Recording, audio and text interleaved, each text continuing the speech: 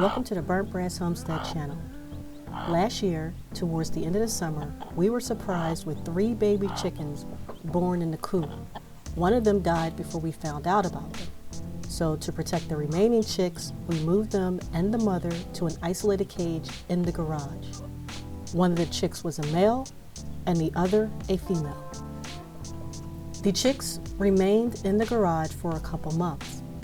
As they got older, they were moved to the main chicken pen in a separate cage that would allow the new chickens to be introduced to the flocks without being harmed. 5 months later, and the young hen or pullet started laying. Pullet is a term used to describe the age of a layer, which is less than a year old. Pullets lay their first egg between 18 and 24 weeks old, depending on the breed and the season. This is what a pullet's egg look like when they first start laying. The eggs are noticeably smaller than the mature hen.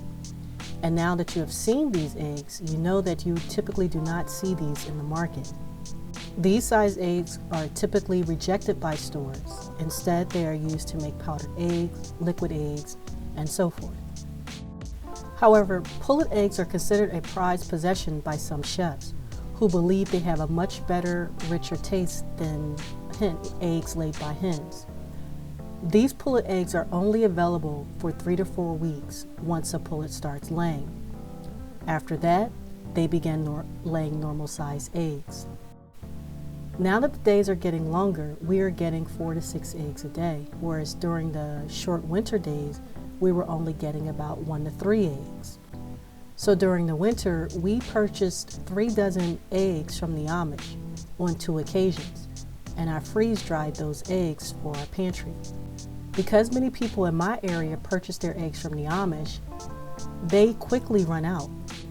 Therefore, I plan on freeze-drying our eggs throughout the year so that we are not depending on the Amish having eggs available during the winter months when our hen egg production drops.